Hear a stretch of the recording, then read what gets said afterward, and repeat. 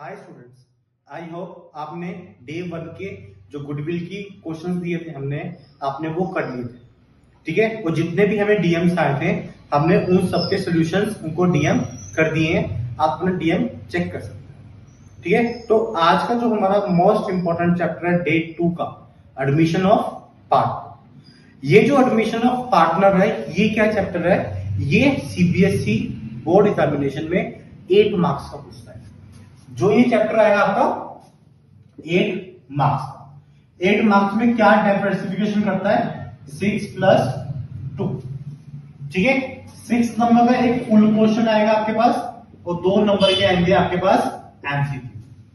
ठीक है, तो आपको ये पता होना चाहिए कि मुझको 8 में से 8 कैसे लेने हैं एडमिशन ऑफ पार्टनरशिप। सबसे पहले आपको मैं छोटा सा ओवरव्यू देता हूं कि एडमिशन ऑफ पार्टनर का मतलब क्या है। एडमिशन ऑफ पार्टनर का मतलब क्या है? फॉर एग्जाम्पल, आपके पास 3 पार्टनर्स थे, ए बी एंड सी। अब हुआ कि एबीसी फर्म बहुत बढ़िया चल रही थी, बट इनको एक इतना बड़ा ऑर्डर मिल गया जिसके लिए 10 लाख कैपिटल की नीड थी। तो ए बी सी तीनों एक दूसरे की तरफ देख रहे हैं कि कैपिटल कौन लेके आएगा। तो ए ने भी मना कर दिया, बी ने भी मना कर दिया। तो बी थोड़ा एक्टिव पार्टनर था, उसने कहा कि हम एक नया पार्टनर ऐड कर लेते हैं जिसकी वजह से हमें कैपिटल भी मिल जाएगा और एक वर्ड मिलेगा, प्रीमियम ऑफ गुडविल भी मिल जाएगी। तो उन्होंने क्या करा, वो गए डी के पास। ठीक है, डी जो पार्टनर था वो क्या कर लिया, इन्होंने ऐड कर लिया पार्टनरशिप में। ठीक है, अब पार्टनरशिप हम क्या बन गई? A B C D, 4 partners हो गए। अब ये डी को ऐड करने के चक्कर में इनको बहुत सारे प्रोविजंस करने पड़ेंगे। ठीक है, क्या करने पड़ेंगे? प्रोविजंस। जैसे पहला प्रोविजन क्या आएगा? Change in profit sharing ratio. उसके बाद गुडविल आ जाएगी। थर्ड, उनको अपने रीवैल्यूएट करने पड़ेंगे एसेट्स एंड लायबिलिटीज। तो उनको ये मेन 3 इंपॉर्टेंट प्रोविजंस करनी ही पड़ेगी।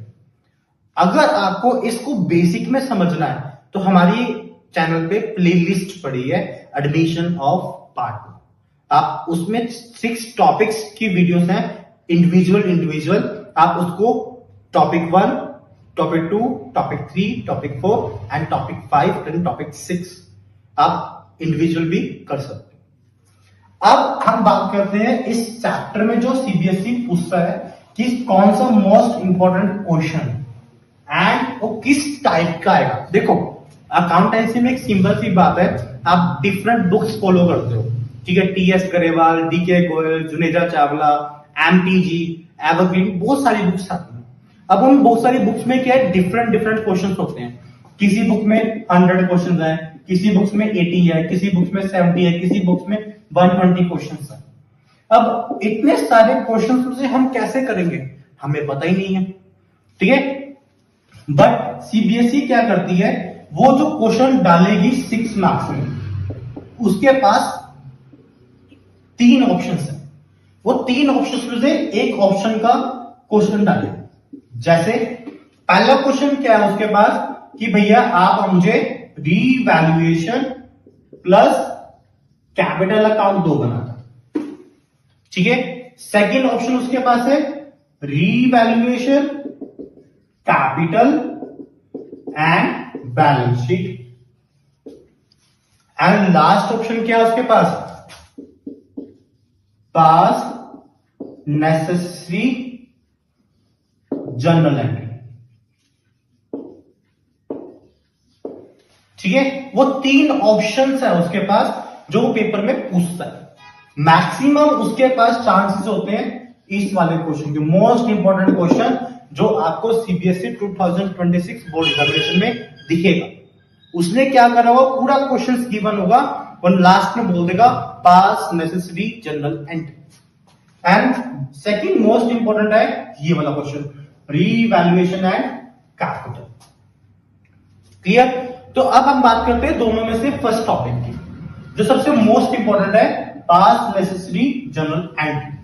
अब होता गया पेपर में बहुत बड़ा क्वेश्चन आता है। देखो, क्वेश्चन आना कैसे है, आपको इंफॉर्मेशन गिवन होगी, इंट्रोडक्शन गिवन होगी। उसके बाद क्या होगा, आपके पास एक बैलेंस शीट गिवन होगी, स्मॉल बैलेंस शीट गिवन करेगा, एंड उसके बाद क्या गिवन करेगा, एडजस्टमेंट्स गिवन करेगा। अब जो एडजस्टमेंट्स हम बता रहे हैं पेपर पे आपको एज इट इज एडजस्टमेंट दिखेंगी। वो फर्स्ट एडजस्टमेंट, पहली एडजस्टमेंट देगा आपको वो प्रॉफिट शेयरिंग रेशियो की एंड प्रीमियम ऑफ गुडविल। आपको वो इसकी एडजस्टमेंट देगा कि A B C are partners, D was admitted, D is share 1/4 is a profit share and he bring 60,000 as a capital and 40,000 as a premium of goodwill. Second, आपको वो adjustment देगा revaluation की, ठीक है। अब revaluation की adjustment ध्यान से समझनी है आपने। वो मेनली आपको रीवैल्यूएशन की एडजस्टमेंट देता है 3 वे में।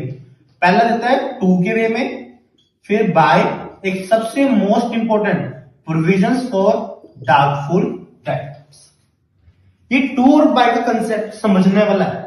2 और बाय का कंसेप्ट क्या होता है कि मान लो आपको बैलेंस शीट में क्या होता है, एसेट्स एंड लायबिलिटी गिवन होती है, ठीक है।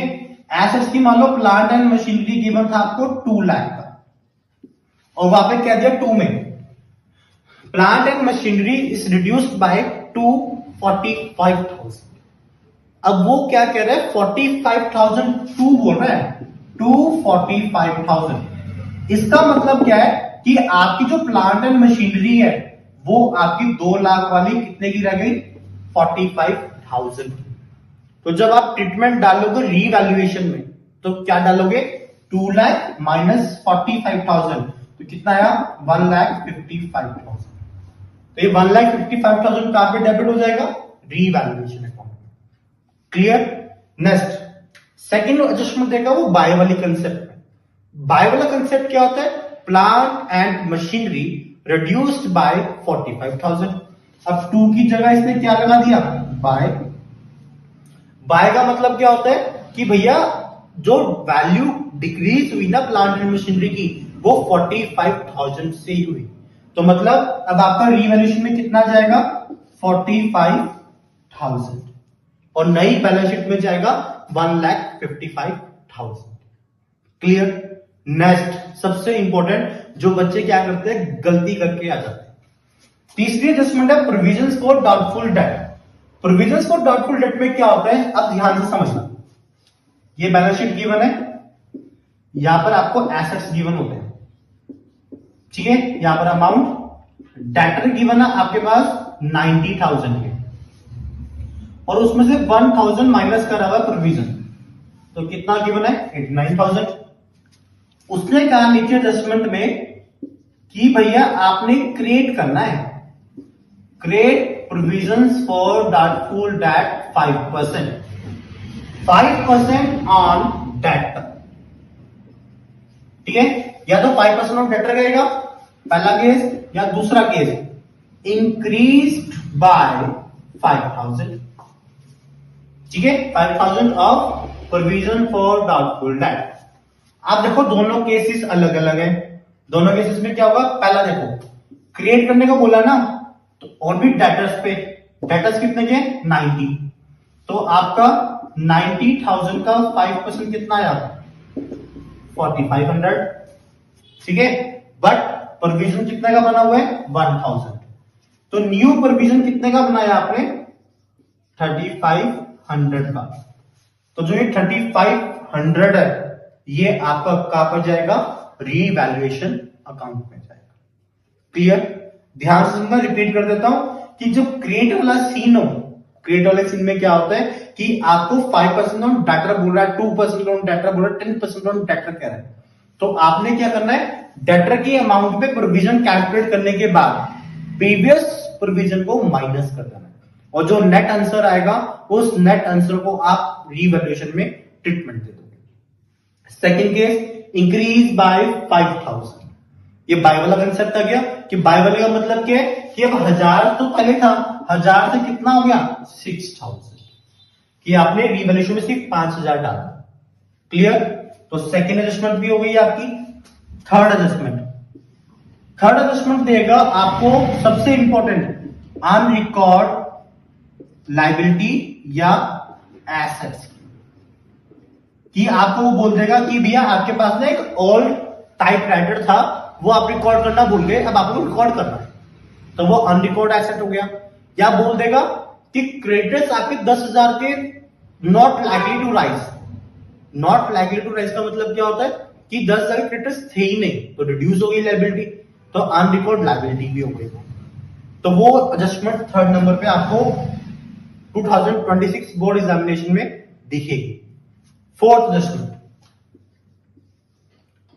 एडजस्टमेंट देगा आपको वो WCR एंड IFR। अब WCR और IFR का कंसेप्ट क्या होता है वो देखो। WCR का मतलब होता है वर्कमैन कंपनसेशन रिजर्व, और IFR का क्या होता है इन्वेस्टमेंट फ्लक्चुएशन रिजर्व। इसमें क्या एडजस्टमेंट देगा, वो देता है वॉज एडमिटेड। ठीक है, एडमिटेड कंसेप्ट लिखा होगा या लिखा होगा आपके पास रिटर्न ऑफ, ये दो वर्ड लिखे होंगे WCR क्लेम में। अगर आपके पास एडमिटेड लिखा है तो इसमें देखो क्या करोगे, बैलेंस शीट में WCR गिवन है 50,000, नीचे कह रहा है कि क्लेम वॉज 15,000। ठीक है, अब क्या दिया, क्लेम वॉज 15,000 वॉज एडमिटेड, कि 15,000 क्या हो गया, एडमिट हो गया। तो इसका मतलब क्या है कि इस 50,000 में से आपने इस 15,000 को क्या कर देना है, माइनस कर देना। ठीक है, और जो रिमेनिंग 35,000 होगा वो आपका पार्टनर्स में क्या हो जाएगा, शेयर हो जाएगा। और ये जो 15,000 होगा ये न्यू बैलेंस शीट में रिकॉर्ड हो जाएगा। ठीक है, कौन सी साइड रिकॉर्ड होगा, लायबिलिटी साइड। क्लियर? अगर उसने रिटर्न ऑफ किया दिया तो आप इस 15,000 को रीवैल्यूएशन अकाउंट में ले जाओगे। ठीक है, और रिमेनिंग पैसा पार्टनर्स में डिस्ट्रीब्यूट कर दो। क्लियर? तो ये आपकी कितनी एडजस्टमेंट्स हो गई, 5 एडजस्टमेंट्स हो गई, सॉरी 4। लास्ट एडजस्टमेंट क्या होगी आपके पास, मैथड की, मैथड्स ऑफ कैपिटल। ठीक है, आप ना हमारी चैनल पे टॉपिक नंबर 5 एंड 6 दो वीडियोस पढ़िए admission of partner. Topic number 5 represent कर रहा है फर्स्ट मेथड को, और टॉपिक 6 रिप्रेजेंट कर रहा है सेकंड मेथड को। ठीक है, अब आपको ये पता कैसे चलेगा कि क्वेश्चन में कौन सा मेथड लगाना है। बच्चा ये सारी एडजस्टमेंट्स कर लेता है, बट लास्ट में आके हम कंफ्यूज हो जाते हैं कि अब कौन सा मेथड लगेगा, और हम वहां पर कंफ्यूज होकर पूरा टाइम वेस्ट कर देते हैं। आपने कंफ्यूज नहीं होना, आपने एक छोटी सी ट्रिक याद रखनी है इस मेथड को आइडेंटिफाई करने के लिए। वो ट्रिक क्या है कि अगर आपको क्वेश्चन में जो न्यू पार्टनर है उसका कैपिटल गिवन है, जो न्यू पार्टनर आया उस न्यू पार्टनर का जो कैपिटल अगर क्वेश्चन में गिवन कर रहा है, तो आप यूज करोगे फर्स्ट मेथड। ठीक है, अगर वो न्यू पार्टनर कैपिटल गिवन है तो फर्स्ट मेथड लगाओगे, और अगर न्यू पार्टनर कैपिटल क्वेश्चन में गिवन नहीं है तो आप कौन सा मेथड लगाओगे, सेकंड मेथड लगाओगे। तो ये छोटी सी ट्रिक है जिससे आप आइडेंटिफाई कर सकते हो कि कौन सा मेथड लगेगा। तो सीबीएसई ने अपने क्वेश्चन में ये सिर्फ 5 एडजस्टमेंट्स डाली है पूरे चैप्टर में से, और जिस चैप्टर में से 6 नंबर का एक फुल फ्लेज क्वेश्चन भी आएगा। क्लियर? तो आप इसी हिसाब से अपनी तैयारी कर सकते हो। ठीक है, हम आपको सेल्फ असेसमेंट के लिए कुछ क्वेश्चंस डालेंगे, आप उसका स्क्रीनशॉट लेकर सॉल्व कर सकते हो। अगर आपसे सॉल्व नहीं होते, कुछ भी प्रॉब्लम्स आपकी सॉल्व करने में, तो आप हमें डीएम कर देना या कमेंट में मैसेज डाल देना, हम आपकी वो प्रॉब्लम भी सॉल्व कर